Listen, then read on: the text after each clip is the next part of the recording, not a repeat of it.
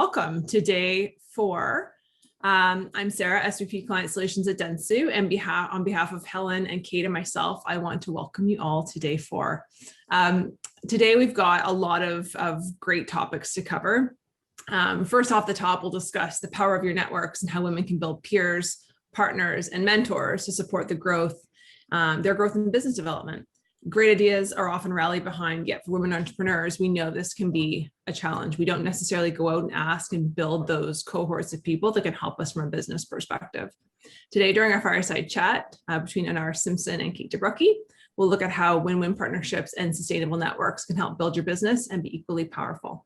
So a few quick housekeeping items. This is being recorded. So all of this is being recorded. And to those of you that are here with us now, or that are watching this later from the comfort of your own home at a separate time, we will make sure that everyone gets this. Everyone who signed up gets the link to this event and can watch it.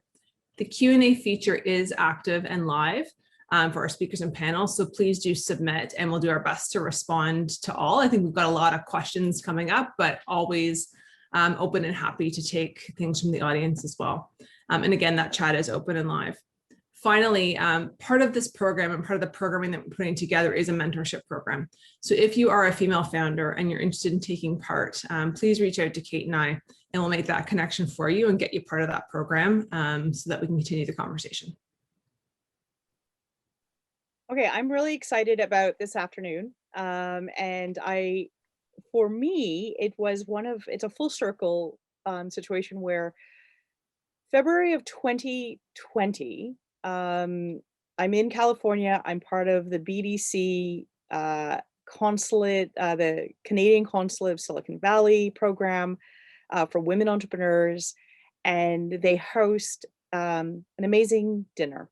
And who do I meet next to me? This crazy, awesome Canadian couple, and I meet Anar, and it just clicked, between education, about development, about just pretty much all women empowerment. And I go, this was a perfect match next to me. And I thought, I really want to connect. And this is about the power of a network.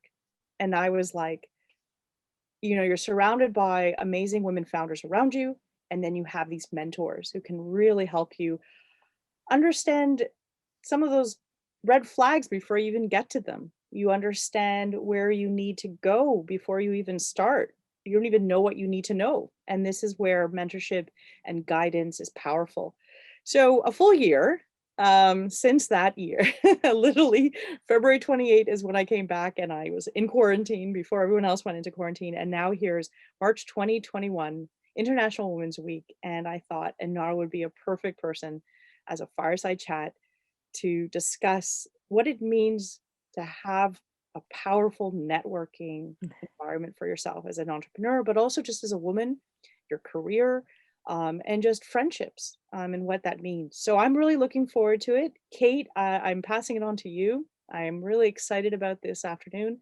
And overall, thank you again for coming. Perfect. Thanks, Helen. I still cannot believe it's been a year. So first I'll start off with a brief introduction of our guest, Anar. So Anar is a strategic partnership executive and key influencer for women, girls, and technology. She's led this initiative at Mozilla and was appointed as deputy to the UN high-level panel on women's economic empowerment. She's the global ambassador for Technovation and has grown the program to over 100 countries. Anar works with governments, international agencies, and technology companies for partnership and support of the digital inclusion of women. And in addition, she's been instrumental in the growth, outreach, and experience of the US State Department's Tech Women Initiative, which empowers, connects, and supports the next generation of women leaders from Africa, Central and South Asia, and the Middle East with their counterparts in Silicon Valley. She's a member of the board of directors at CARE Canada, Technovation, and an advisory board member of Women in Public Service at the Wilson Center, as well as the Bank Forum. Anar, welcome, and thank you for joining us today. Thanks, Kate. Great to be here. All right. I have to admit, I've been looking forward to our conversation all week. Helen, like she said, connected us a couple of weeks ago. And I thought what might be a great way to start is sort of how, bouncing off of what Helen mentioned and how the two of you first connected. And how that's Right. a little bit different nowadays. We all know the typical ways of networking, attending industry events like you did with Helen, business dinners, conferences. None of those have been possible over the past year. And even slowly, although certain countries are starting to open up, we're still not seeing those large gatherings coming back. So my question to you is, any recommendations on how we could or should be making those new professional connections during this time?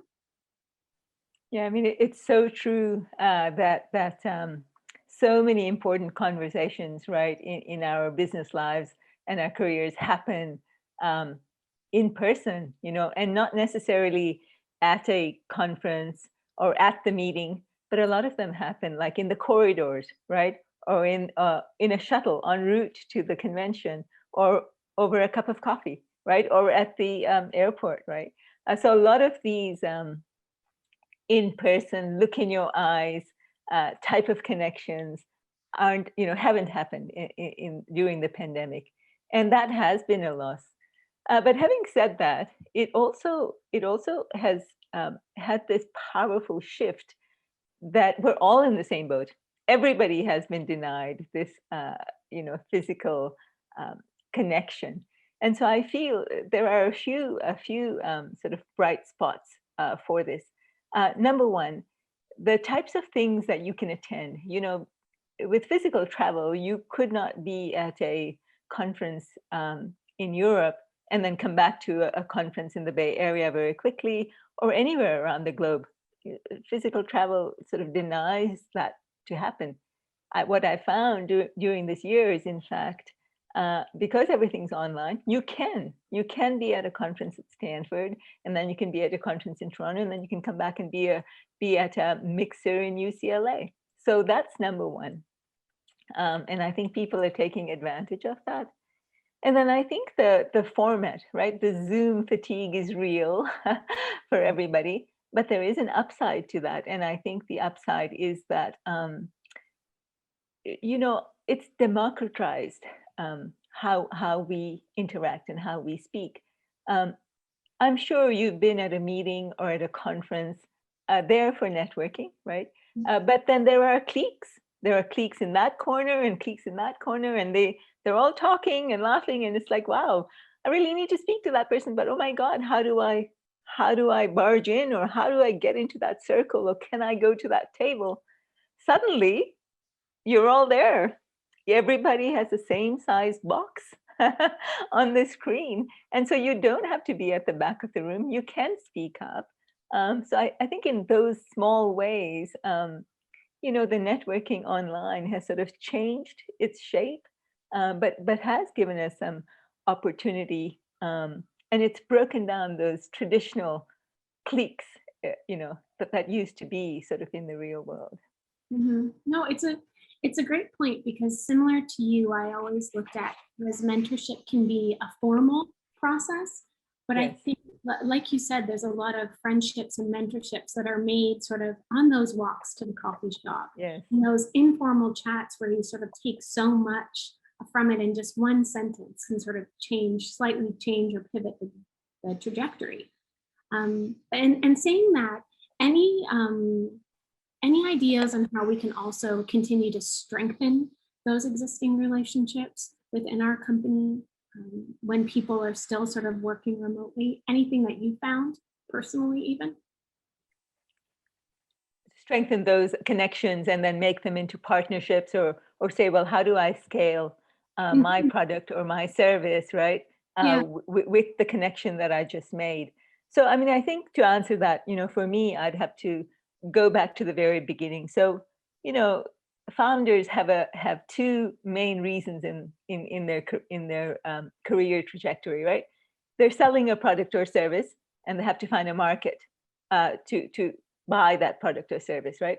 So those two things can be honed down to, okay, how do I have access to capital so I can actually make my product? And then how do I sell my product? Do I have access to customers, to a market? And so your networking is, founders networking is sort of lies on those two things, right? And so when you're networking, you either want to have somebody to help your business by boosting it, or by allowing you to get more people to use it. And it's the same that happened for us in the social enterprise world, right? With Technovation, our product was actually a curriculum that was online and that was available globally, right? And so now we needed to sort of enhance that and get people to start using it, right? Customers. Mm-hmm. So when we started, we were a complete unknown, right? So the first things, we tried to do very organically to build partnerships, right? To get there, is to make sure we were credible. Are you a credible organization? There's a ton of social enterprises in the education not-for-profit world. So how is it that we were different, or why would somebody, other than meeting me at a networking event or a conference, say, well, who are you? Like, okay, great, you're great. I met you in person, and I'm going to go look you up. And do you exist, right? So I think the first thing is sort of the brand. Very slowly, we built the Technovation brand online, and that takes a lot of effort. Getting the handle Technovation, and that's a great story. The Technovation handle was owned by a person in Toronto, a young father. And it took me 6 months of networking to get him to give me, the Twitter handle. So we didn't have to use one that was _Technovation_, right? Mm-hmm.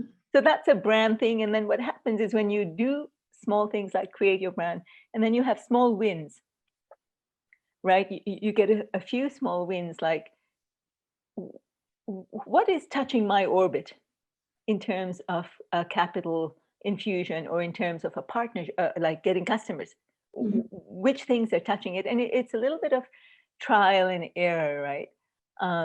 Initially, I used online digital networking, right? LinkedIn was my best friend. Who is it that's like me, or that's on my LinkedIn network, that I could convince to say, please use our service, because we think it's really good and you'll get so much out of it? And that's like 1 in 10, maybe 1 in 10 is too much. 1 in 25 said yes, right? And so you start there, and then you get a few key ones, and then you work with those to make them successful. And when they're successful, you blow the horn about how successful they are, so you can bring in more people to be more successful.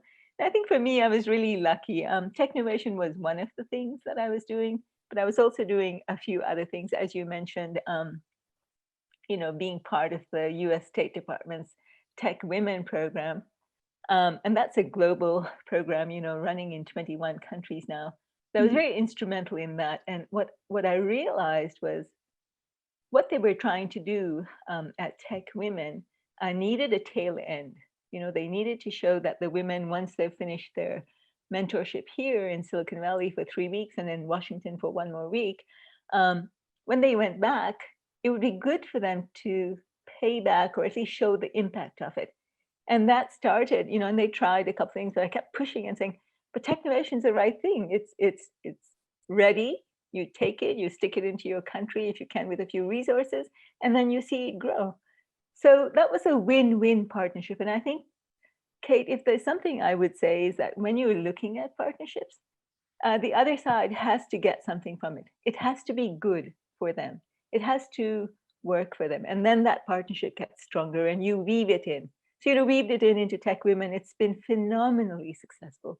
Then we wove it into sort of the United Nations, high-level panel, where it fit, right, and where it made a sense. And so suddenly we were known, suddenly we were a known entity. And then you keep working away, and I think Kate, founders have it tough, right? Not only are they building their product and service, not only are they trying to find capital, but they have to keep on top of things, like their brand and and who they're talking to and blowing their horn and sort of taking advantage of any and everything that's happening in the world. So I think it's a tough slog, and networking is something that most founders would say, yeah, I'll do that later. Can I just focus on my product? Can I just focus on my service? Can I just get the money? And it's, yeah, of course you do. Of course you do. But if you do one more thing, if you also do this, then it might pay off. Yeah, I mean, I think the one point that really made a lot of sense to me too is in the power of networking is that you're expanding and opening up your product and yourself to other industries, which will then help you scale and lead and grow your company. Exactly. We were a mobile phone, right? Technoation is about creating apps on mobile phones. And so it wasn't obvious to me at the very beginning, maybe you should look at the mobile phone industry, right? Like there's a huge sort of umbrella agency that looks at, that connects all the telcos and all the mobile operators. Well, hey, that's us. And so suddenly, that made sense. We keyed in there and we were recognized, for our efforts in that field. So it comes slowly to see where it is that your relevance would be. No, it's a great point. And I think that's sort of the hope and what we're trying to do here is to open up more networks for all of the founders on the call too. Okay, so my next sort of question is more around today's consumers, businesses. I know at Dentsu in particular, we've been speaking a lot around social responsibility. It's a growing priority as concerns around climate change, international development, supply chain ethics. I know Sarah could jump in and speak a lot around that just from our media agencies as well. But as it becomes a more prominent topic of international discussion, more than ever, it seems consumers are overwhelmingly saying that they will purchase a product because a company supports an issue that they care about. And I think this really, you and I were chatting about this before, but it really sort of reflects a shift in consumer awareness around the impact that they can have and the impact of their purchase decisions. So not only are businesses held to higher standards, but many consumers are holding themselves to higher standards as well. So while social enterprises must dedicate like a portion of their profits to impact they want to make, do they need more funds to scale and support and flourish? Like, how do we sort of find and nurture and curate these win-win partnerships that you mentioned? So as you start to get more of these win-win partnerships, how do you then flourish and nurture them to go forward? I mean, you're so right. People are becoming so aware of their choices to have an impact on the larger system, right? So digital groups can form really quickly and can have a big impact, and businesses have to be aware of that. They didn't used to, right? In some ways, the world is switched. If you were a forward-looking company with a social awareness agenda 5 or 10 years ago, you were looked up on. You were like, oh yeah, they're really good. But today, if you don't address a large stakeholder picture, right, you're like an outlier. It's like, where is it weaved into your CSR? And it shouldn't be CSR anymore. It shouldn't be corporate social responsibility anymore. It should be weaved into your product or your service. So you're absolutely right? And then your question is, how do companies continue to have that and continue to do it? So I think what we've seen, in this particular world of sort of women in tech, right, which is essentially what we're trying to do, is to bring more women into the technology sphere so we can have more of a say in how technology is shaped and benefit from the all the stuff that comes with being in a technology world, right? We do a lot of it. I don't see we're seeing a lot of benefit yet from it, right? As a group, as a distinct group in the world. And so there are some ways that we've really seen it. A lot of organizations have, employee groups, right? So, women in technology groups are very common in so many organizations, right? employee engagement, right, in so many organizations. So for example, Shopify, right, in Ontario, has been a supporter of Technovation for a very long time. They used to, their employees used to participate in our program for 4 or 5 years, right? And it sort of built and it continued, and they took on a more sort of active role in sort of getting more mentors and getting, supporting the end of season sort of finales, etc. And then this year, they gave us a big grant to even more help their employees mentor and be part of Technovation. And so that was like a relationship that really answers your question, right? We started with Shopify 4 or 5 years ago, with the person in Ottawa who heads the Ottawa and now the Canada chapter of Technovation. And, she looks to everybody in Ottawa to help, right? Shopify was one of them. She got a lot of mentors in. That relationship continued and it grew. The climate grew, the outside climate grew. And then suddenly Shopify is like, yeah, we really like what you're doing. The more important thing was for them, our employees really like what you're doing. They feel more connected to their communities, right? And on the ground societies. And so we want to show that we care. And so we're even going to get further in that. So that's like a really good sort of win-win relationship that started years ago. And hopefully we'll keep going, right? We'll see more of those happening. Yeah, but it's a great point that you made too. Like, it's just that sort of table stakes, right? And Yes. so now you've seen that this relationship with Technovation and Shopify, it's so woven into their culture now. It's fantastic. And Kate, the nice part about this, Shopify is a Canadian example, but internationally, that has also happened. I mentioned to you the telcos, earlier, and another fantastic example, and one that's very close to my heart, is Safaricom in Kenya. So Safaricom is like Rogers in Canada, or AT&T in the USA. They're a telco and they provide mobile services in Kenya. And this is a story of partnerships that I love to tell. In the Tech Women program in, I think, 2013, there was a delegation from Kenya. Kenya is one of the 21 countries under the Tech Women umbrella. And of course, because I am from Kenya, for me, that connection was really strong.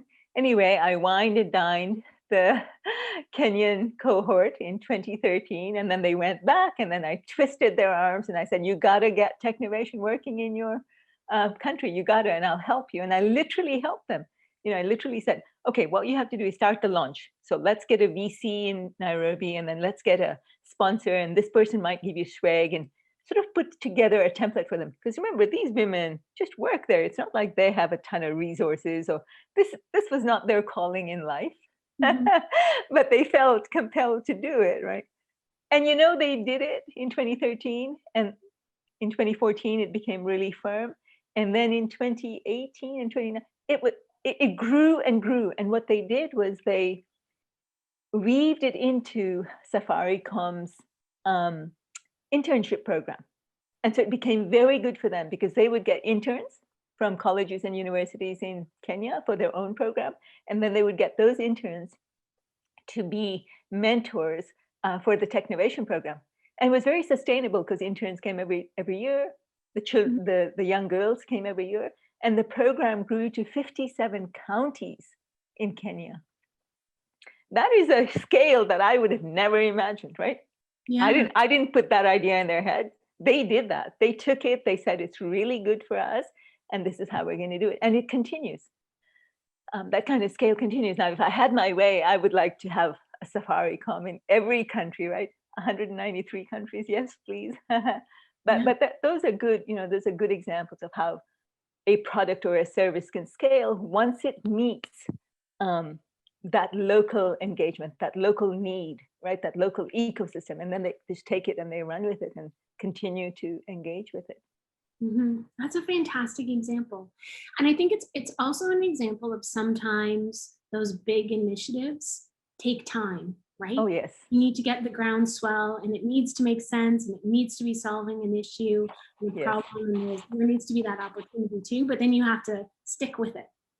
You do. And in all that time, Kate, you still have to be relevant. You still have to be, your product still has to be the right product, that it evolves, it's still meeting needs, right? So there's many different things going on, and when all of them sort of work, then you see the big result. Yeah, then you really celebrate the big one. And then you go to the next one, right? Because it doesn't wait. Yeah, exactly. All right, well, before we wrap and before we leave, any companies, initiatives that you'd also like to highlight? I gave this some thought. So what companies or initiatives that I'd like to highlight in the technology world, right? And I think, in the very messiest bits of the internet, right, that we've seen through the past year and a bit, I think I would tip my hat to Twitter. In the middle of all this stuff, what Twitter did was it really walked the walk on giving users more control, right? It had a goal that we want to give users voice. So we're going to continue to give users voice. And then they did. And then when it became really sticky and messy, they still did. And Kate, that's not an easy thing to do. Remember, you have a product or a service. So they have a product or a service. They only rely on how many people are going to use it. And for them to stick to their ideals, right, and say, no, we're going to give our users a voice, that took guts. And so I would say, yes, Twitter would be, one of the ones that I would say, yeah, good job. But that's a great example, right? Like, stick to your morals, like have a North Star, have your sort of strategic vision, your plan on a page, and then stick to it. Of course, you might have to do some slight pivots, but never lose sight of that. Exactly. Well, Nara, thank you so much for spending time with us. We really appreciate your time, and I hope you enjoy your day. Thanks very much, Kate. Good to be here.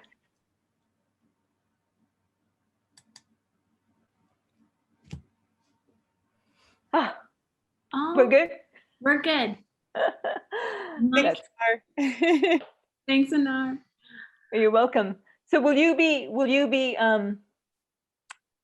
putting this on your website or on the Dentsu website or something like that? Yeah, I'll email you.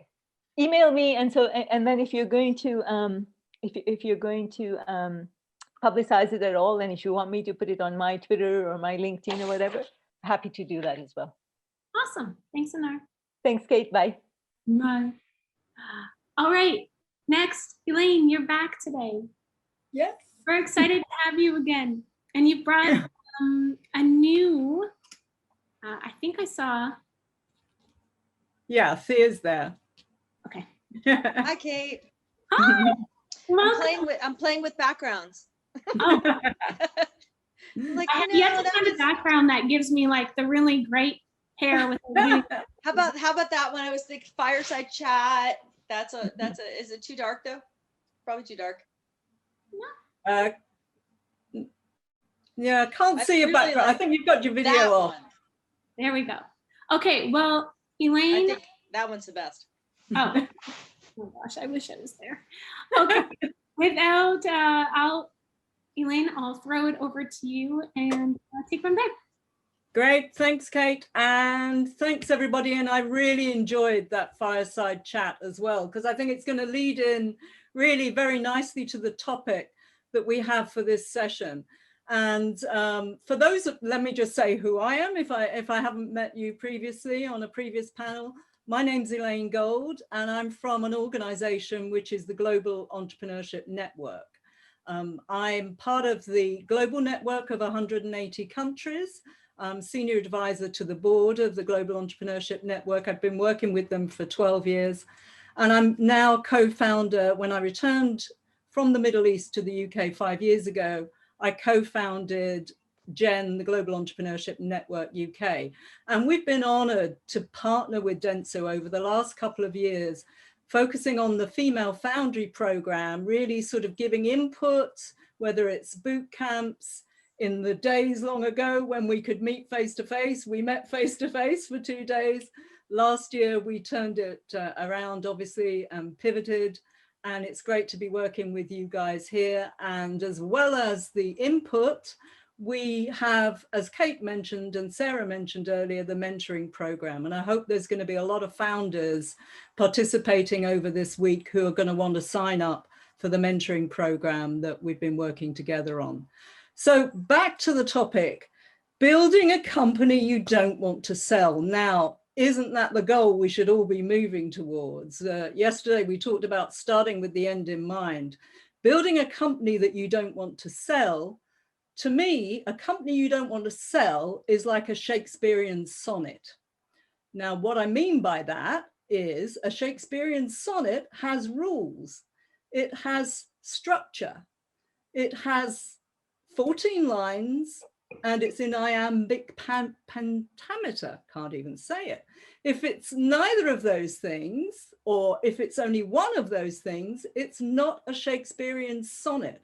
Now you might think that's rigid, that's formal, that's structured, but look at the creativity that's there in those sonnets of 14 lines and with that rhythm. So creativity and frameworks and structure can coexist. And it's always been my belief that having a structure and a framework actually releases a lot more creativity and innovation. And I know that in Thea's talk about building a company that you don't want to sell, we're going to touch on some of those elements, as well as I think we'll find those of you who attended the panel session yesterday about leading a scaling company, where we talked about the emotional changes and the different skill sets you need to be aware of as you grow your company, are things that I know Thea's got a view on as well. So I'm going to be quiet now. I'm going to shut myself up, and I'm going to ask Thea to, can you introduce yourself as well? Tell everyone a bit more about your background, Thea, and then just go for it. Great. Thanks, Elaine. And thank you, Kate.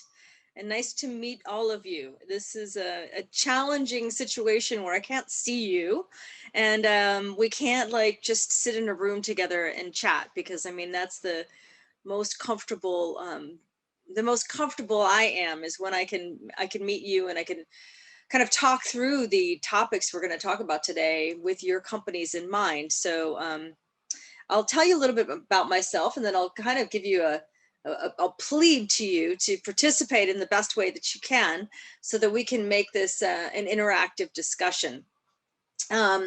So as Elaine mentioned, I'm in the field of entrepreneurship. I have been in the field of entrepreneurship for 25, 27 years at this point, back to the point where we didn't even know that entrepreneurship was really economic development. So I was born in a family of small business owners and entrepreneurs and women, especially. My great grandmother came here from Germany and came to the United States from Germany and started a butcher shop, you know. So there's a lot that I didn't know that I couldn't do.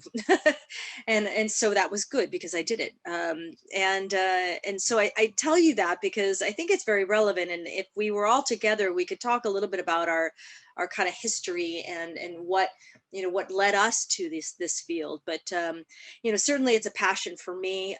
I've most recently kind of really been drawn towards the kind of tech field. I ran a venture accelerator in Telluride, was one of the only 10% of the accelerators worldwide run by women at that point in the 2013 region. I've started entrepreneurship centers at universities.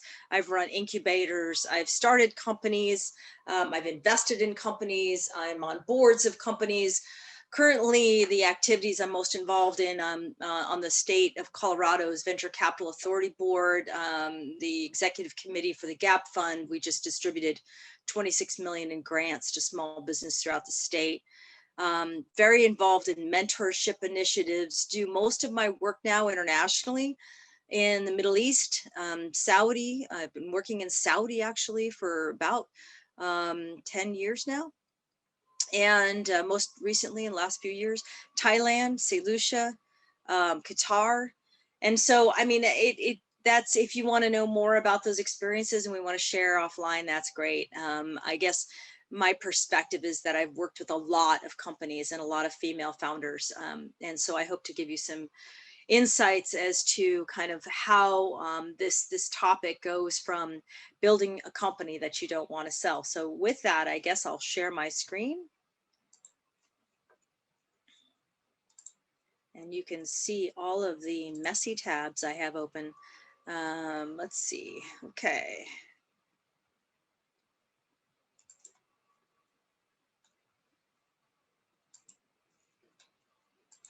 There we go. So my plea is that we have a chat, and we're not going to use the discussion group function today. So we're going to use the chat. And, you know, I know that you can relate to this. I'm sitting in a room and there's no noise around me, so I don't even know if you're there. So if you would do me the favor of just throwing out something in the chat that just lets me know that you're with me at this moment. Let me know where you're from, you know, the name of your company. I unfortunately haven't received a list of what your, you know, even the type of industries that you're in. So just throw me out something, and please don't be shy. Tell me, you know, I really want to know this about this topic or that about this topic. And let me just kind of share with you what we hope to do today. So, and Elaine's going to help me, as well as Kate, I assume, on helping me see what's in the chat. Yeah, but we're all here for you. Lots of people. Awesome. We've got some GTA, we've got some golf, lots of different bits. But if people want to also add their business, oh, here we go, RVC Worldwide, from Collingwood. So lots of people popping their info in. Okay, great. So, and even just random comments are fine too. That's great. So the three kind of areas we'd like to just introduce today is the challenge of moving into the C-suite. And, you know, what that means is your evolving role as a CEO, or I should say as a founder, and how to scale without losing kind of this creativity, and also using a dashboard.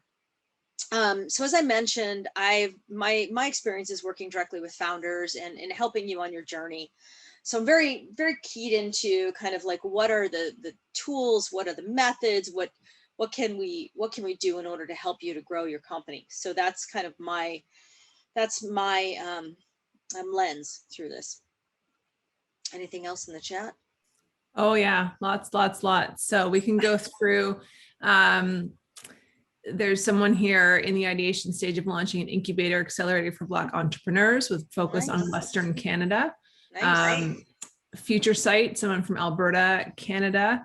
Ariel sharing from innovativeenviro.com. And we've got here conscious consumerism in the educational sector of social entrepreneurship. It's currently at the launch stage. To start this is from Pat, Protea Consulting. Nola's talking about how, you know, she's been there spent over 30 years in C-suite, now offering part-time CFO. So a bit of a pivot there. As I said, RVC Worldwide from Collingwood. So lots of a good breadth of different business and background, and lots of people adding their information. Awesome. Sweet. So I've been in the incubation field forever. So being on the board of the National Business Incubation Association, and now I do training around that. A lot of the international work we do, I work with Creative Projects for this, and I've started my own company as well. But the Creative Projects work is we have some best practices tools in terms of incubation, co-working, and acceleration. So again, happy to share any of this offline. I do a lot of mentoring, especially with female entrepreneurs, and this is something that's just a passion for me. So happy to connect on any of that. So as I mentioned, there's kind of like three areas that I wanted to focus on today. You know, one being kind of your evolution as a CEO or as a founder to CEO. The other one being really how does that evolution take place, and like what what happens in a company, what are the systems and processes that we need to kind of take into account as we grow, and then what are the implications of that? Because certainly there's a lot of implications to becoming much more of a, I hate to use the word, but bureaucratic organization. And how do you lose the, how do you keep the touch points with your staff, with your customers that are really important for you as the founder and, initial CEO of the company in order to guide the company forward. So just a couple of comments. This whole notion of exit is really, it's a really odd one because, tech companies, we tend to think that tech companies need outside investment in order for them to be fueled to grow. Now, most companies are bootstrapped, as you all probably know this, but then there's the choice of, well, if I can't just bootstrap it because I do need to spend money on customer acquisition or on the technology development or whatever is really driving you to need money, what kind of money do I look for? And what's the implication of that money? So, the entrepreneurs that, that I've worked with, and especially when I ran the Venture Accelerator, because, it was all about that demo day, right? And that demo day was all about raising money. And so the whole mindset was around, we got to raise, and then, but the thing that most founders really didn't have in their lens or in their understanding was, okay, so then I raise and then I need to exit, because that is how investors get paid back. And so this whole concept of how do we build a company that you want to be with for the rest of your life is kind of an interesting concept because, what investors are, looking for obviously is some sort of exit. So we're not going to get into really how you could possibly do that, although that would be a great topic to talk about. But there are, there's lots of mechanisms now in the investment world where you're seeing almost debt-like mechanisms, and still the investment is good enough for investors to be involved in, or maybe there's a little bit of carry that is held. And again, I can provide some other information about that offline if people want to know more, but it's like kind of a revenue share models and things like that, which allow founders to really kind of say, well, I'm going to stay. I'm not necessarily just positioning my company for growth. Or for exit. So the implications, if you are in fact pushed into that mindset where you're actually positioning yourself for an exit, is you think kind of from day one really about, what does your company look like if it's on the, if it's up for sale. Working with a company, a woman-owned manufacturing company right now, actually, who is trying to position her company for sale after 30 years of running it herself. And what we found is really there's no defense. There's not that much in the way of defensible market share. And a lot of what she has been built up on relationships. And so she's built a company that is dependent upon herself rather than one that is not. So these are implications to look at when you're designing the kind of the staffing and structure of your company is, how much do you have this company related to you, the founder, the personality of the company, and how do you start to transition that so that other people and that the organization itself has a personality without you. That's hard to do because as founders, the charisma involved and as you go out and raise money, people trust you. So something to think about. Most companies actually don't exit. And so I'm sure you've heard the numbers about 20% of the companies produce 80% of the returns for investors. And that's true. However, it's still the expectation of investors that you're going to exit. Other kind of concepts on this slide and in the thesis of this talk are around things like how do you go forward and do things like blitz scaling, right? So I don't know if you've heard that term before, but that's a term that Reid Hoffman has coined. He's one of the founders of PayPal. And again, your tech companies may be in this boat, but a lot of tech companies need to go out and acquire users fast. And they need to do that because they're first in market, and they and or their business model is really dependent upon a certain critical mass of users being on their platform in order for the business model to be viable. Well, can you imagine going from 5 employees to 50 employees in like 2 months or 3 months? And what does that take in order for you to actually accomplish that? So that's what the concept of blitzscaling is talking about. So let's dive in a little bit. First of all, you know, working with a lot of entrepreneurs, and my history in terms of what I would observe from my journey of working with so many entrepreneurs, and at this point it's probably thousands, is that entrepreneurs tend to get involved in a business because they're trying to solve a problem. They see a problem. You know, there's definitely examples where, and I work with a lot of kind of tech transfer oriented companies and as well. And there's a technology and they're trying to almost create a market. I guess to me, that seems sort of rare. We have in the US something called the SBIR program, Small Business Innovative Research Grants, which tend to be just fabulous sources of really awesome technology that kind of comes out of universities and laboratories, as well as scientists' minds, right?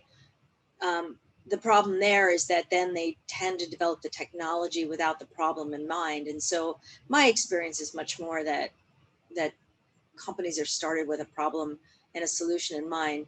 And so, you know, that's really what's motivating the entrepreneur to start this business. And so how do you keep that center focused for your company as you move forward? At the same time, you're having to look at a lot of the data that is that comes out of the profitability measurements and other types of customer measurements, and yet you really want to keep front and center this whole notion of problem solution. So a little bit more about this whole transition between the founder, generalist, does everything, and then what happens as you scale. When you start a company, and I know that many of you are in this kind of emerging stage, you have to be really able to accomplish everything. So you know a little bit about marketing, and you know a little bit about finance, and you know a little bit about technology, and you know a little bit about all these things. And maybe you started out as being a technologist or a business person, but then you have to also learn the concept of e-commerce or coding, or or how to or what is the a lifetime value of a customer, a lot of these concepts that you were not necessarily familiar with before. And as you do that, this is important because you can't necessarily afford to have a bunch of different employees that have different specialties. But then you're also very agile and you're able to change quickly. And this is a wonderful thing because, startups have this just super creative, wonderful environment. But then as you become larger, it's more necessary to have these structures in place that allow you to scale.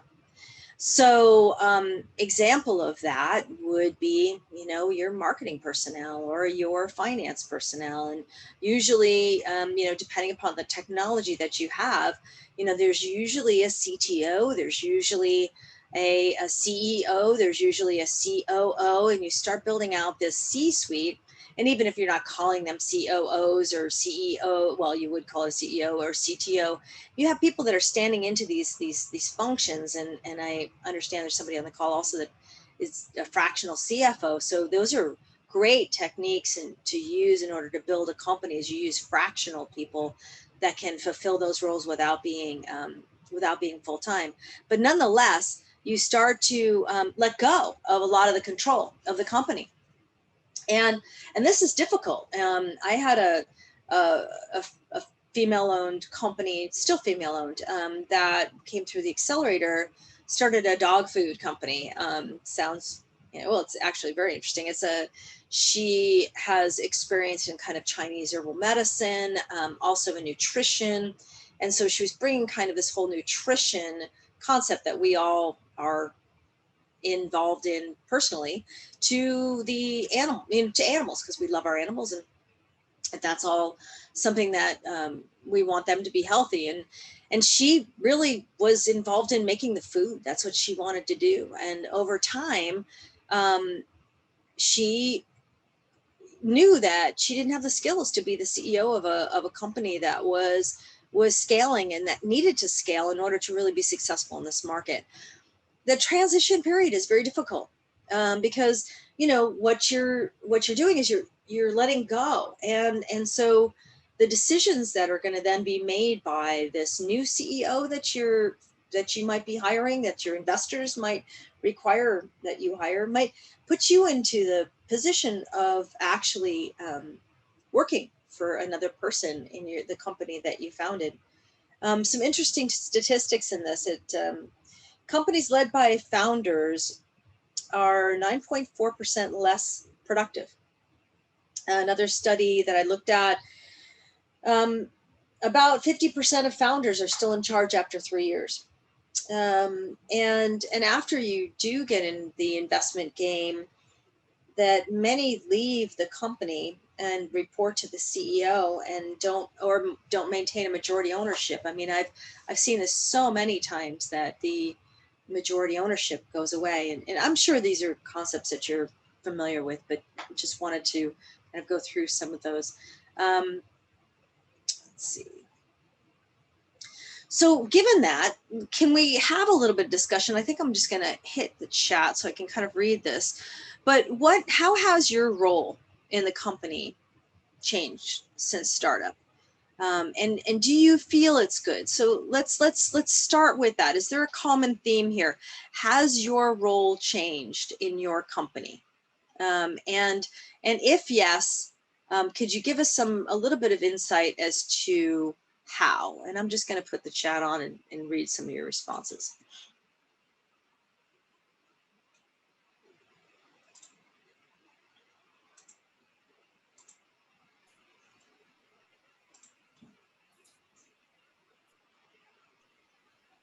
So we've got a comment from Helen about, I guess it's yes, it's changed and it's now very managerial. Ignore the bad spelling, love that. So, okay, so very managerial. Thanks, Helen. Anybody else? And by the way, I hope you like my picture in the background. This is, I think in Canada, it's still pretty cold out. So this is meant to warm you up a little. This is an island, Koh Lipe in Thailand, that my daughter lived on for a while. So I went to visit her. So I thought I'd share that with you. So, okay, so we only have one comment. So other people, how has your role with the organization changed over time? It's managerial. Is this what everybody's seeing? It's more managerial. How do you feel about that? Helen, how do you feel about that? What's your, how do you feel about that? And if you want to jump in and just, say a couple things, I think we have the capability of doing that, Elaine, right? Yeah, we can. Helen can unmute. Yep. Yeah, I think it's been kind of the transition of being this founder who's like between four founders plus maybe one extra person. I was very hands-on in the product, very leading that vision, but even just being hands-on was the big thing for me, and that's why I started the startup, because I found it very important to be that hands-on person. Eventually, with more funding, and we're a team of 20 now. From 2018 to now, it's grown a lot. You're now just managing all the stakeholders. Your position changed. I went from product to marketing to now evangelist. It's it wasn't my expectations of what I thought I was going to be doing to what I am doing has really changed. So you really do resonate with what what you're saying, Thea, is like exactly what I went through, with more 2 rounds of funding, and also just being this, it's a different feeling, and the leadership changes too, like the skill set that I have to develop, and the I don't have to do everything kind of feeling um, really changes. And also that you have to step up as a leader. I thought I was always a very good leader, but then I realized, wow, this is a very different situation. This is very different when you have to lead a team in this very agile environment. Lots of balls everywhere. You're keeping up everything. Right. So yeah, I will say that um, that was really a big change for me. And I don't know if I really liked the I don't like this administrative bureaucratic kind of feel to it. It's the more we grow. So maybe I like that comment when you said how founders stay with an organization when it transitions into a company, into a larger organization. And you're like, but I love the scrappiness, right? So you don't have to be scrappy anymore. You are, but the hustle's different. You brought up so many good points, Helen. But first I want to kind of ask a personal question. And that is, how did you know when it was time for you to shift roles? And did you push back? Yeah, the board told me. That'll do it. That'll do it. Yeah, when you get you raise money, the board goes, we think you fit more here, which I pushed back. I'm like, oh, in the beginning I was like, oh, I don't know, I guess. And I wanted to keep my voice, and especially at a product level, and it had to be changed, I think. And it also, I think, when I had my mentoring around me, I had a lot of mentors, and they go, Helen, you're becoming the person you need to be right now, and you're pushing back on a role that you will develop, you will have to be in 6 months from now. And so it was like kind of being the future person then, and I didn't feel that, right? And then you realize, wow, I need to be that. And it had to be a lot of dialogue about transitioning from what position you're doing and who you are. Now what I am now as chief evangelist, this is what I love doing. Mm-hmm. But I had to go through a lot of shit work to get here. Yeah. Yeah.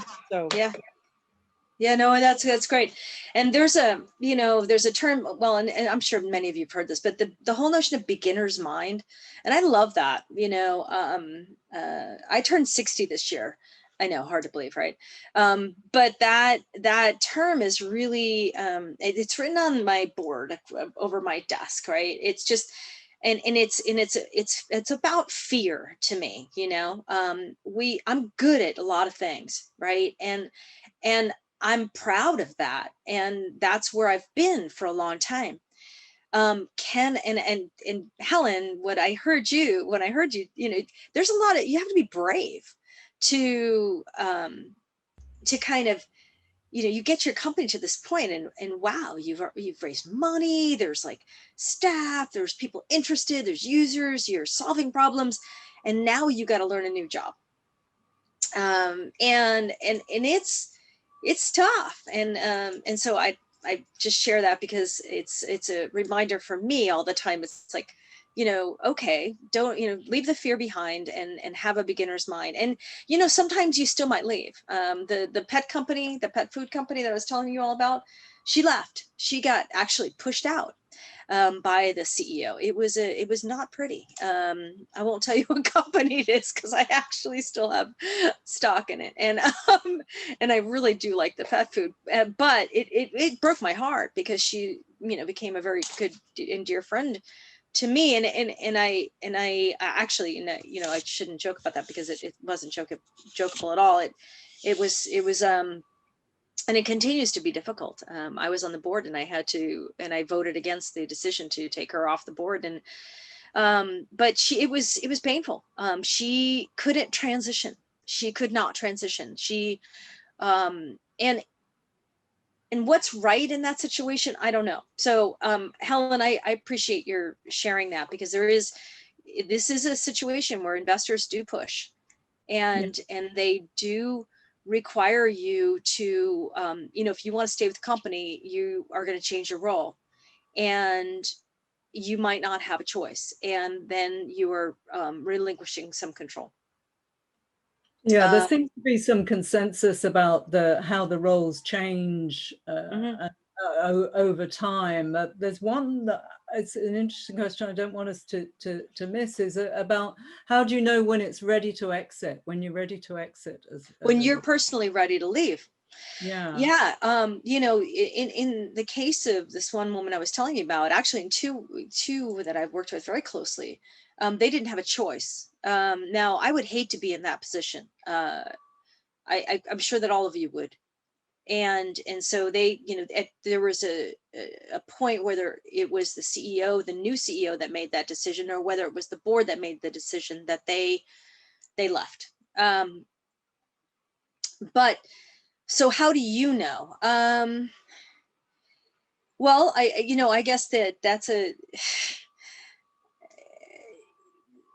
it's a personal choice to some degree, I think. And it's also, can you step outside and say, well, how can you be effective? Like Helen gave this example of now being the chief evangelist. You can look at yourself with a different lens, and perhaps give that lens to your management team in order for you to see where you still have value, and whether or not you can move into a role that continues to help build the company over time. And also there's, investors don't necessarily know better than you do as to how to run your company. I mean, let's keep that in mind too. I mean, it's difficult. And I know that your session just before this was talking a little bit about mentors, and there's this thing called mentor whiplash. And as an accelerator manager, I saw that many times.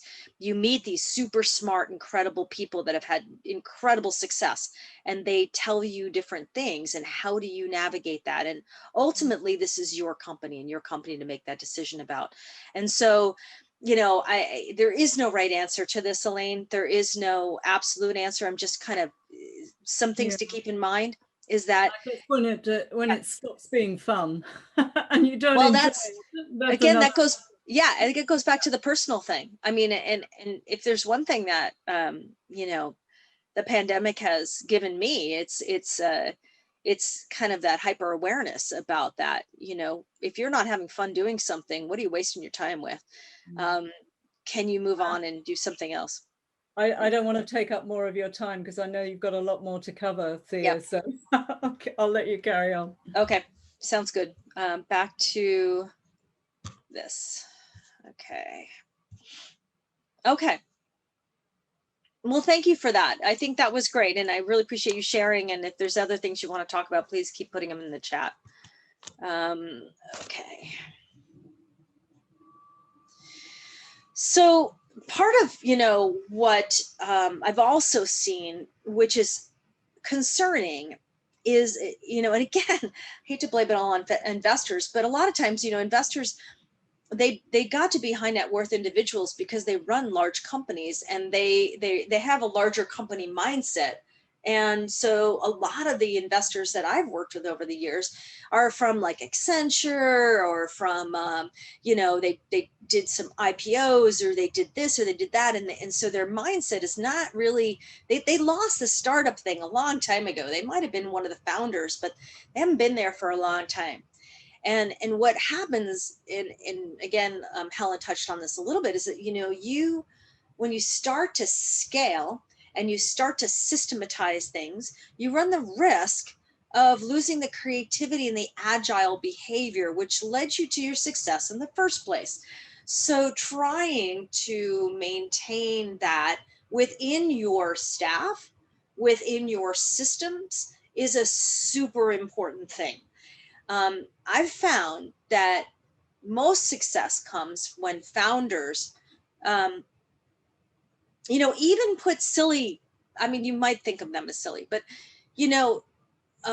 kind of practices in to just stay close to the customer, because ultimately that's where people are most tied, is that customer problem solution. So just to keep that in mind. And if there's any suggestions along the way as to how people have done that, that would be really cool to share. But that's really important. I know a company that I, again, have some ownership in, you know, it almost destroyed them when the investors came in and said, you know, you need to drop this number of staff in this department to this, and then you need to have this staff and this is the, you know, we have to do Scrum every day, and Scrum, you know, Scrum's great, but only if used, you know, these tools have to be used effectively. And then all the developers felt like they were just machines and they weren't able to be creative anymore. And then they lost their creativity in their development team. And so, you know, it almost took them down. So these are things that we, you know, we need to be concerned with. So just to kind of introduce some of the we're going to get into benchmarking here in the last 20 minutes that we have, and talk a little bit about benchmarking and the value of it, and how that can help you to keep that customer focus. You have, you know, obviously a lot of the financial and performance metrics that you're watching in terms of your profitability and things. And, you know, this whole, the triple bottom line, you know, the 3 Ps, the bottom line concepts. And I know that a lot of you are, you know, some of the content you're talking about is social entrepreneurship and social missions. You know, you have to be profitable before you can choose to really pursue a lot of why you started this in the first place. And I think, you know, I hate to just draw conclusions, but I guess I can, because I've worked with so many companies at this point. But I think female founders tend to have this kind of social mission in their mind in a very powerful way. And a lot of the challenges that we have is to move to this kind of, you got to make money, and in order for you to do what you want to do. And so you got to watch the numbers, and looking at these, you know, things like your profit margins, your gross profit margins, your, you know, and a lot of the kind of the intricacies of what your data can tell you in terms of how that is, you know, you know, how your company's performing is super important, critical.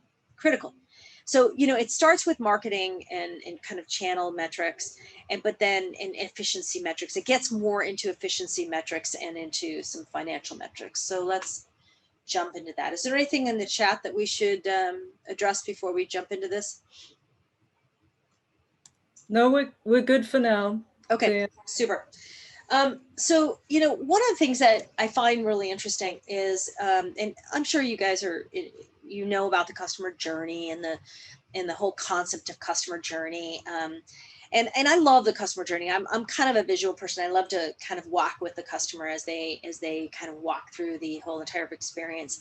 And I almost like to hit people over the head with it a lot, and like almost, you know, to the point of, you know, really, Thea, this is kind of a little ridiculous, but nonetheless, it's like, you know, a customer first comes into contact with you. How? You know, what do they see? What do they hear? How do they know about their problem? All these kinds of things. And really, you know, spending the time, and this is something that's really great with staff too, because you can have these kind of ongoing, you know, group meetings with your staff about the customer journey, and maybe it's a portion of the customer journey. And during that customer journey, you know, finding those touch points which lead them to go further, or lead to the ultimate thing, which what you want, which is sales, and then also with repeat sales. So knowing where those touch points are and experimenting with different ways of tracking that is critically important. But I find that if you can really go to that customer relationship and really go there, your staff really engages, and that's how you can keep kind of some of that creativity there. So it can rally the organization. And also, you know, kind of the challenge of, you know, how do we know when we're really solving the problem for the customer over time, and, you know, that we're maintaining our relevancy. So the customer problem that we're hired to solve. I imagine you're also using the business model canvas, and so and value proposition, and so you're using some of that. One of the critical things, and boy, this has been a real evolution in the field of startups. I've, as I mentioned, I've worked with startups for last 27 years really. And we were using business plans as mechanisms for people to test out feasibility. And I love the whole notion of customer development and business models and iteration and all this. These concepts are good. One of the most critical things that we can do for our organizations, though, as you do scale, is to make sure you build into the culture of this organization this constant re-examining your purpose, your value, your problem solution, and the fit, because customers change over time. Your product is perceived differently over time. Competition, the markets, everything changes over time. So having this, having things in place that give you the ability to regularly check in with your customer and learn from your customer is critical to your success long term. Again, it can be fun. So some of the metrics related to the journey, customer satisfaction, net promoter scores, these are all concepts I'm sure that you're familiar with.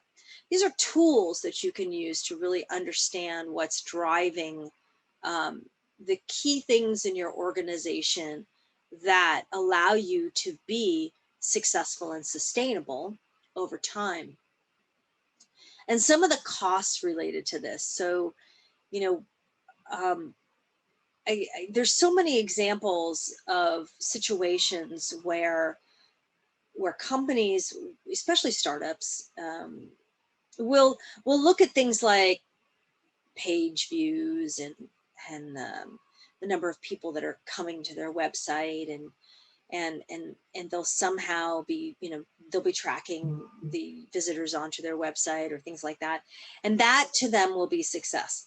And really, it's super important to go deep and follow that customer for the time that, say it's a website that, that they first come into contact with you, and that there's SEO involved, and that there's, where do you want them to go from there? And then when they go there, what are they doing then? And so just really getting into the minutia of following them through this pathway to see where those critical points are, where they will then transition, or they not transition, but they will follow and continue to follow to the point of sale and of resale and of being essentially a promoter of your company. So watching those and tracking with those, and then investing in those with respect to some of the decisions you make in your marketing mix and in your social media or your blogging or relationship building, it will give you the ability to see if what actions you can take in order to shift things in the most important times. And that's why I do dashboards. I love dashboards. I love that you can take and you can have some things that, and I'm going to go here. So minimum viable metrics. So you can start with what's a minimal viable metric, and then you can build that over time. So those are really important. So establishing baselines and using minimal viable metrics, coming back and looking at whether or not it's really tracking what you want to track. And that's, what I've really, I hit hard with startups, is really taking the time to develop good dashboards. And you can see there's lots of, I'm going to come back to discussion because I'm obviously talking too much. You've seen these dashboards here. You can see the traffic sources and visitors by user type. You can track everything. You can look at leads, you can look at trials, you can look at everything. And there's just so much information now, the dashboarding platforms are so sophisticated. They're so good. And so, I just encourage you to play with this and play with, like, what are the things that you think are the most important things, touch points, and in this customer journey, and how do why are they important, and what's going to happen at those touch points, and then what can you do to measure their behavior at that touch point, and what can you do to change their behavior at that touch point, and then go back to the metrics that you're using to see how things change and see how they change, and does that affect profitability? Does that affect, sales? So it's just tracking all these things together. So I'm going to go back to this point here and ask you, what are the most important data points that you are looking at right now in terms of your touch points and your metrics? What have we got? Oh, good. We've got some recommendations on a book, Traction. Amazing book would help here. Okay, great. Fantastic. So what kind of things are you tracking? What are the most important metrics that you track in your company? Throw them into the chat.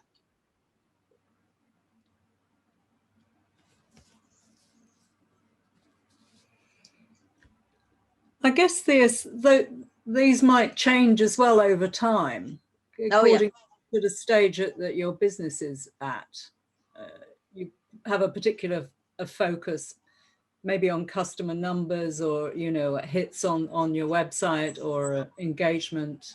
Mm-hmm. Engagement levels. Yeah, Helen and I said the engagement at the same time. So at the same time. Yeah. No, thank you, Elaine. I think that's that's a good point. Yeah, it changes over time. It also, because it changes in your level of sophistication as well, right? So it changes over time, because, like, let's take a typical kind of let's see. Okay, so let me take an example. The Dirt. I don't know if you guys have heard of The Dirt, but The Dirt is a female founder.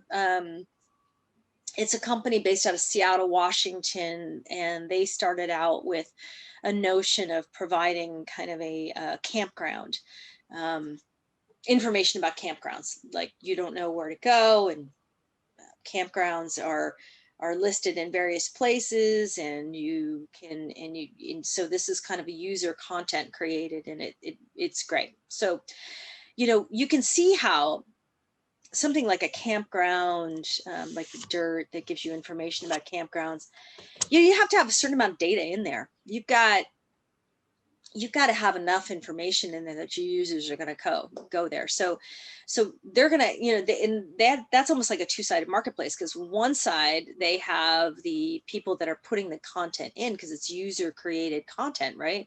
And the other side is they've got people that are looking to The Dirt in order for them to find out information about campgrounds. And then, of course, you've also got, how are you going to make money? So you've got the, on the other side of things, you've got the REIs of the world that are trying to, advertise their backpacks and on their site. So as Elaine just mentioned, when you're getting to a critical mass, you're watching certain things that are going to be different than when you're at what you might consider a critical mass, and then you're just trying to generate engagement on the side of people using and then potentially purchasing through the site. So I think that's a kind of example of what you were talking about, Elaine. Yeah, absolutely. Yeah, thanks, Thea. Yeah.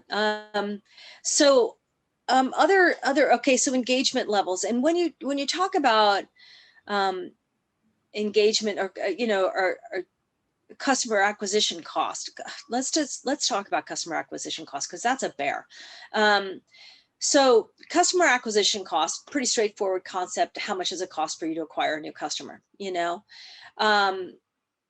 And when you're doing an online business, there's some formulas that you can come to, and this always kind of blows me away, is that if you spend X, then you get Y.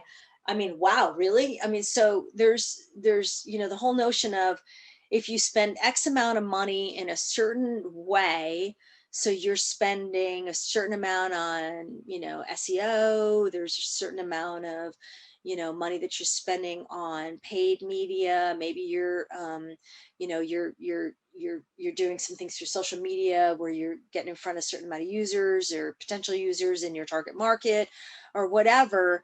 Then you actually see a customer do some sort of action that would lead to them purchasing. And so, you know, it's a beautiful concept, really. And you know, to some degree, I think, and this is one that the Dirt used for sure. I mean, they were able to figure out their magic kind of formula for them to spend in certain areas for them to actually get a customer. And it's a great concept. Now, let me ask the group, does that change over time? Have you seen any examples of how your CAC, your customer acquisition costs, have changed over time and what created those changes, if that makes sense? So an example of someone that has seen their customer acquisition costs change over time and why. Anyone want to volunteer? People are shy. Shy. Okay, first it was an experiment. Explain that. So I Was think in that? the early days, yeah, I think in the customer acquisition costs that we had, it was an experiment. They were very long cycles of sales. So I think in our sales processes, we were very, you know, very hands-on, very beta. We didn't know how long it would take. And then, you know, it was very long. Like, you know, some of our customers are like, takes 6 months because it's a large B2B sales cycle. Now we've been able to fine tune that, and now that we're going into more of a e-commerce play, it's faster to figure out what's working, what's not working. So Oh, that's good. it just takes, yeah, it felt like an experiment the first year because you're like, Yeah. I have no idea. And of course, you don't have data. You're not a big company. You don't have past data to know who your target is. And then now that we're developing data and we know who our segments are, we can finally go after and say, okay, we think if we do this type of campaign, let's see how much cost it got us, you know, like how much it cost us to get this customer, you know, and if it becomes a little bit more practical. And I think sometimes investors or, you know, others ask you, what's your CAC? You should know this. And you're like, no, I have no freaking idea. Like, you know, and that's okay. Right. Well, you can usually fake it though, right? I mean, so, Yeah, right. you can fake it till you make it. Yeah. But it's not going to help your business, right? It doesn't help you, like, you No, know, you can right. just put it out Right. there and say, I guess, you know, but then you find out that it takes double the amount of time and the double the amount of money. And you know, this is a rule. You should always double everything. So Yeah, good points. Yeah, and so knowing an answer to that question is very important for lots of reasons, but then also knowing that that we're probably missing something in that calculation is also really important. So B2B is tough, you know, B2B, you know, but I love B2B because it's tough. And B2B relies on a lot of relationships, and also why I love B2B. You know, B2C, you know, some of these things, I had actually had a dating app in one of my accelerators. That was kind of fun. You know, I mean, yeah, B2C, you know, and that was like, that's your classic B2C. I mean, it was great. You know, it's more of a formula, and he nailed that formula. It was really something, but it was too crowded of a market, so he didn't make it anyway. I'm curious, Cindy, you said you changed from a shotgun marketing to high touch referral. Can you share with us kind of your experience with that? Are you there, Cindy?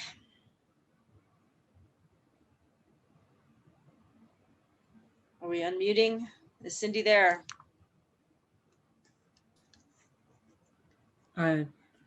I don't know, maybe she might not want to. Oh, that's okay. On the recording, but So go ahead, Elaine. no, here we go. Sorry, there we go. Did we? Oh, thanks, Cindy. Sorry about that. I couldn't find out how to unmute. Just had to type that. So I can relate to that. So we actually went through a process of changing from our market was very wide, and then we started realizing that our cost of client acquisition was significantly higher when we were going after a broad number of people or customers. And then once we really focused and brought more, I guess, usable details to our process, it allowed us to build out that niche client that we were looking at and be able to spend more time with them on the intake, making sure that they were a right fit. And what that has allowed us to do is associate cost with it and wrap a whole wonderful process around that appeals to that unique part. Nice.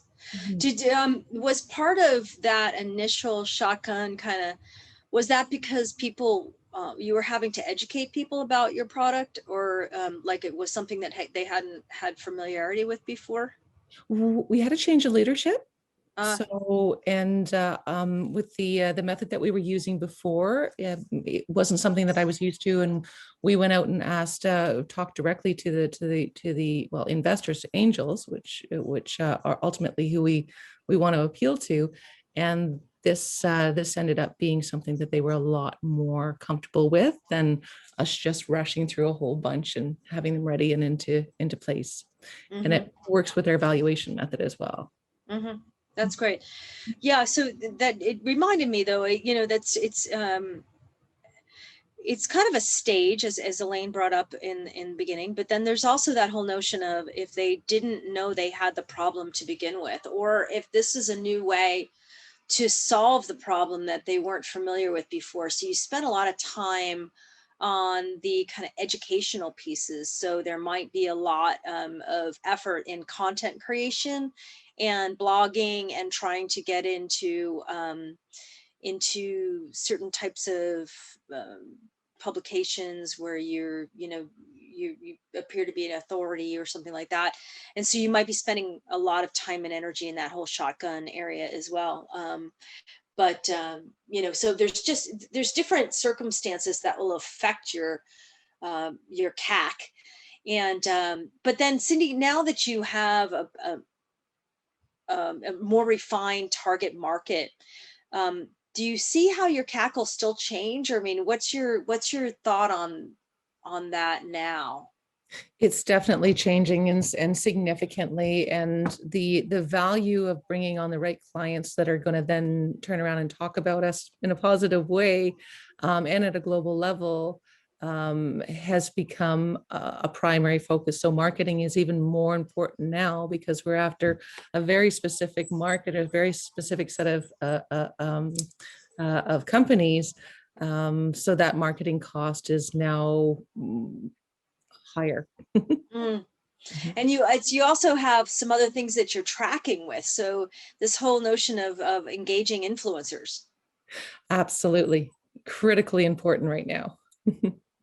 That's an interesting one. So your CAC is geared towards trying to find not just somebody who's going to buy something, but somebody who's going to talk about you. Exactly. Wow, that's really cool. Does anybody else have an example that they want to share or anything? How about this? We'll put it also out there. If you're wanting to kind of have the group help you brainstorm on how to track certain things, whether it's a CAC, I mean, this one that's, people tend to go to pretty quickly, or other types of things that you're trying to do with respect to shifting or curious about, we can spend some time brainstorming on these things. Anybody have anything that they want to throw out there for us to kind of brainstorm through? Just to jump in quick, if anyone does want to speak, just raise your hand and I'll see you. Thank you, Kate. Anything that's come up during the, this is an accelerator, right, Kate? It's called an accelerator.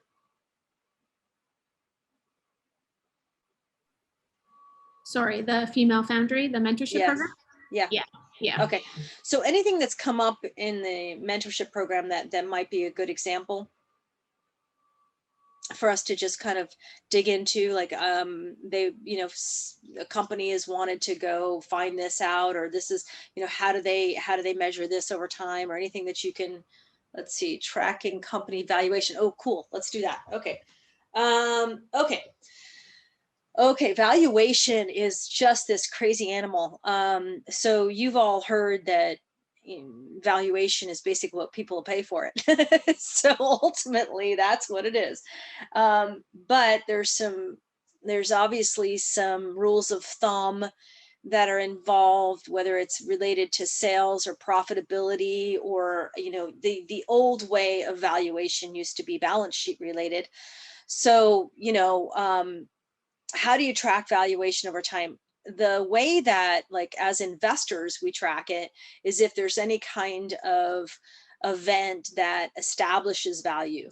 So the crazy hard thing about the accelerator environment is that, like, for example, TVA, the accelerator I ran, we invested $30,000 into each one of the companies for 4% of equity.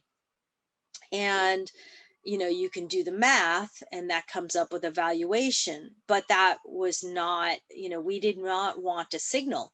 So we had to do a lot to try to, you know, and this has been an issue with accelerators because, you know, people say, well, if I'm involved in this accelerator and I'm giving you 4% of my, or 5% of my company, and I'm getting X amount of dollars, then that signifies a value. Well, accelerators tend to be worth a lot more in terms of value. Like the program you're going through right now is worth a lot in terms of value.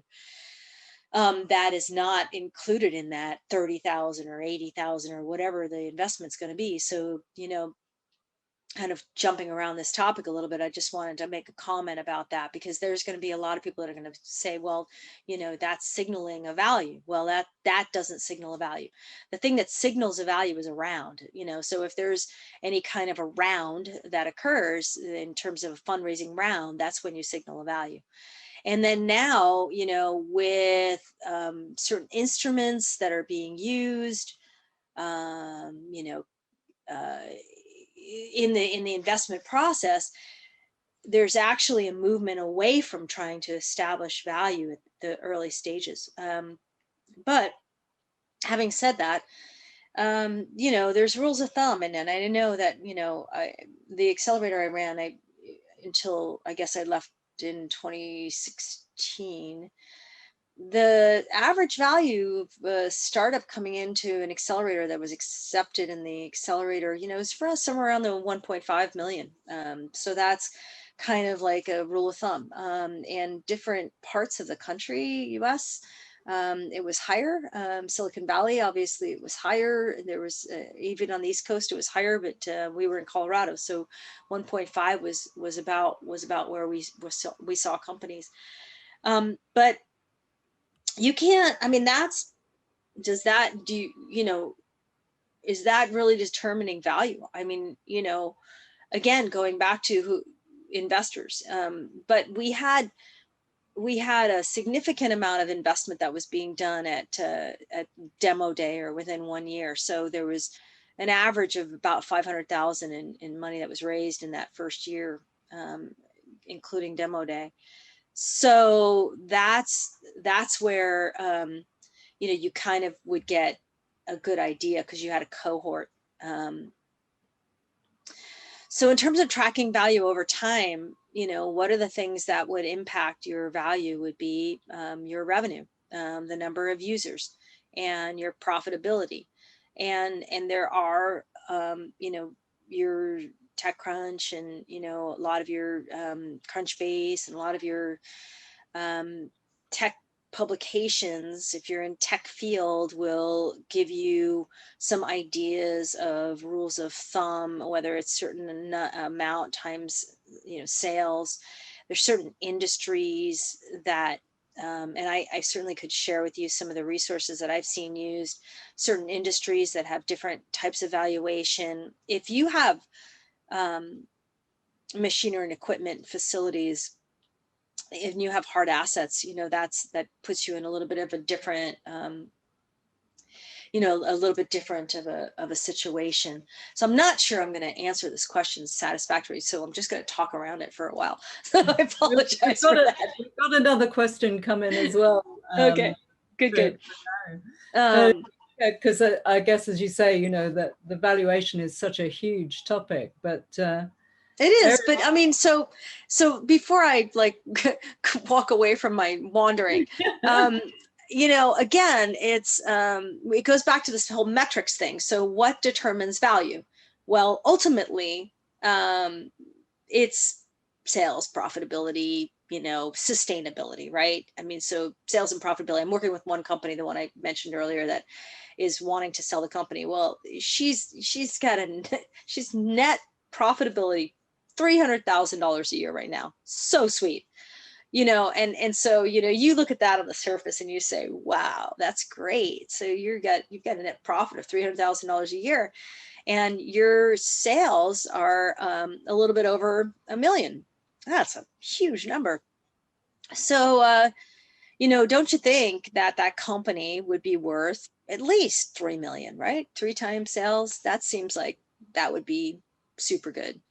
But I look at that company and I say, well, you don't have the ability to sustain that number without you personally involved in the company. So how much is that $300,000 a year in profitability really worth? I'm like, her name's Laura. I'm like, Laura, take your $300,000 a year and put it in the bank, and that, because you generate that, and for 3 years you got $1 million in the bank, or close to $1 million in the bank. And I don't know that you'll get $1 million for your company, honestly, because the way that company has been built. I mean, the market share is not sustainable. The IP is not. The branding is the design is I mean, it's really about her and her relationships that has really built that company. Okay, so what are the most important elements, according to Thea, to hone in on the seed level of a startup going towards another level to ensure good foundations of what comes next? Thanks. Okay, so the most important elements to hone in on seed level, that you're solving a real problem. That you're solving a real problem with a solution that you can provide over time, that it's not just a one-off, like you got to have some sustainability. And then it's about, I'm a super big fan of branding, like that you establish the value over time of this company, because people start to get to know it. I thought long and hard before I named my company. My company is called A Company Co, and it means guiding companies and communities and countries, really, in the area of business and economic development. And I think that establishing a brand that people can really understand. I mean, so many times we have these crazy names that relate to nothing in these companies, and it's really not that hard. So getting to the point where there's a real problem, a real solution, the product market fit, which I'm sure you've heard the term, is good, and that you can produce it over time, that you're not like building a company on something that's not going to be there for the long haul. So some of the elements, this whole discussion started in with transitioning from founder to other roles in the company, or founder to CEO, and then maybe what happens in between, and how you go from startup to scale up. And so developing those processes inside a company, that accounting, I mean, it's basic, but you've got to have, in order for you to really do your metrics and your dashboarding, you've got to have good data. So really knowing where you're at, and having that be something that on a very you know it all the time is really important. So I can't say enough about fractional CFOs and CFOs in general, in having good finance people involved. So I'm aware we're drawing close to time, but there's a really interesting question about IP and whether that is part of the valuation. Yes. Good question. Thank you for that, because this is one of my favorite topics. So I look at intellectual property as a intellectual property strategy, not just IP. IP, intellectual property, like, do you hold a patent? Do you have a trademark? I look at it as a strategy, and that is about defensibility. So you might not be able to get a patent on, software is super tough, right? You can't necessarily get patents on that, but you can still build defensibility. And then I would call that part of your intellectual property strategy. So I would encourage you to work with people in the intellectual property field that have and mentors that have a real eye towards how do you create more of an IP plan rather than just applying for patents. I think patents are a very narrow way of looking at that. So yes, IP is part of what gives you evaluation, but it's really more about how do you make what you're doing and the problem solution and defensible. The example that I used with this woman that's got this successful company generating a ton of cash. What could make her defensible is the design, and design sometime of her product. Sometimes design is patentable, sometimes it's not, and sometimes it's not worthwhile trying to spend the money on it to make it that way. But so that's definitely something that I would look at. Design, trademarks, name, branding, confidence in products, right? Sometimes you buy products from certain places because you know that brand and you know that, I know that there's going to be a certain amount of quality. Like, let's take LL Bean, for example. My family comes from the East Coast.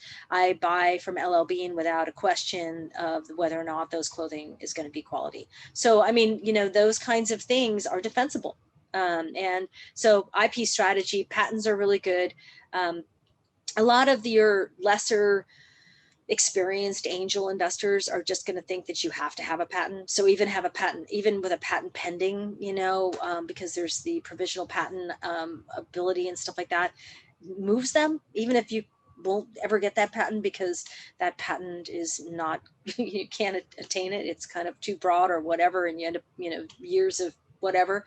It's still could be valuable to have a patent pending, especially or not, a provisional patent filed, even when you're trying to raise, because at least that indicates to them that you're focused on that strategy. IP is certainly generating a lot of discussion now on the chat. So it's a great one. Intellectual strategy, because it's free and it can be taken for granted. Yeah, the second part of that question as well. Is IP valuation method, in your opinion, is best for startups? Their valuation methods in technology companies are just really they all give you they give you points of data that you can use in your argument. There's not one. There used to be when we're talking about things you can see, feel, and touch, but with technology, it's the best way to have is the best source is examples of other companies that are in a similar field. Like if you're in fintech or something like that, what's the going kind of calculation in that field? That's the best valuation method. And then you can point to XYZ company that's sold at that value and you can look like them. That's the best example that I can give. But I do want to go back to this, some people do not believe in intellectual property strategy because it's free. And can be taken for granted. I guess, I then go to this whole notion of defensibility. You have to have a defensible strategy. You have to have some value in your company that people can't just start up and just do exactly what you're doing. that can be created by the staff, the processes, the brand, the product itself, the IP. It could be created by, your market share and your first mover or whatever. But defensibility is a critical aspect of the way that you develop and grow your company.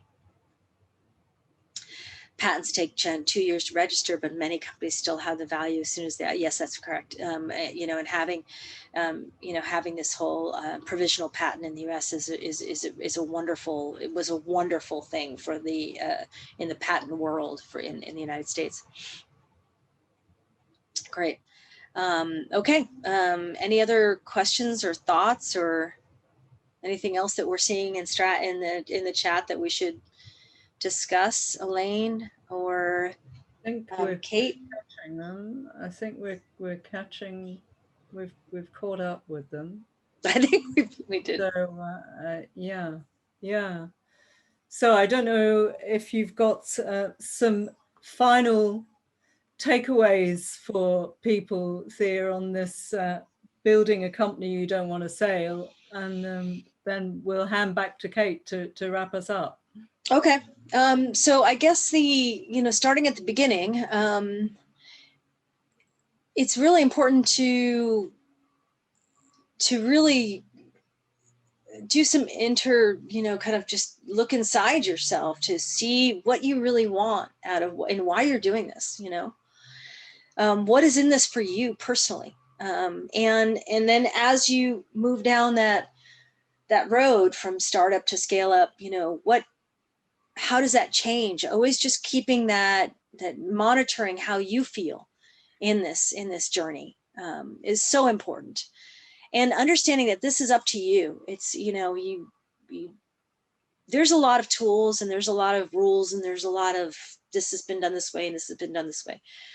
Ultimately, this is your company and it's your decision. And it can fail and it can be hugely successful. In trusting yourself is very important, but being very in tune to what is it that you want. And a lot of women decide to make great companies and that those companies are going to be ones that they want to stay with. And that they don't necessarily want to exit from. There's still a lot of reason for us to be very vigorous in terms of being able to make money, and because it gives you a lot of ability to affect change in other ways too. So I just encourage you to challenge yourself to use these metrics, use processes in order to build a company that can create good value for you and your employees and the social mission that you may or may not have. And I appreciate you being with me today, and great to meet all of you virtually. Hope we get to meet in person soon on this beautiful island in Thailand. How's that? That sounds like a plan. And just to reiterate what you said at the outset, Thea, about being open to being contacted, people can contact you via LinkedIn, etc., and take some of this stuff offline as well. So thank you so much for sharing all your experiences. And my metaphor at the beginning about structure and creativity, I think you kind of emphasized there, and I always encourage people not to feel that putting in benchmarking, putting in dashboards, putting in those systems is not about being too heavy on the bureaucracy. It can release you to continue to be innovative and creative. So I'm going to hand over to Kate, and I'm going to say thank you again on behalf of everyone to Thea, and I look forward to seeing you all again at some point particularly when we launch the mentoring program soon. Kate might be frozen. Oh, there she is. As we're talking about technology and getting things going, sometimes we are let down by our present technology, but we're here. Perfect. Thank you, Thea. That was great. I think hearing you speak and giving so much guidance, it's really inspirational. I'm not a founder. I work in media. I'm nowhere near smart or strong or brave enough to do what some of these women and what you've been talking about, but it's really inspirational to know that there's people like you out there too, that are out there giving this guidance and are just an ear for people. So many comments about how your expertise, experience, and advice has been really grounding. So thank you. Amazing. So Kate, do you want to close us out for the day? Yeah, I mean, holy cow, what a week. And even, it's funny, Sarah, you say that too, because I'm your colleague. I'm not a founder either, although we did found this conference. So there's that. Thanks, Thea. But even some of the points that you were saying around and some of the common themes of managerial and operational, I found that throughout my career too, right? Like you start off as sort of a founder and you're working away, and then as you grow into your career, you learn the difference between delegation and abdication, which was a theme from yesterday, and then you layer on the manager and the operational, and still a lot of the importance there. But I'm excited. Tomorrow we're sort of it's a conversation and a recap on everything that we've learned throughout the week. So I know we're excited for that, and we hope everyone can join us then. And some announcements. And yeah. Exactly, and some exciting announcements. Yeah. Can't wait. Again, if people are interested in mentorship, mentee, any of that, please, we've got a few notes from you today, but please reach out. That's the whole point, to keep the conversation going. So thank you. Have a great day, everyone. Good afternoon.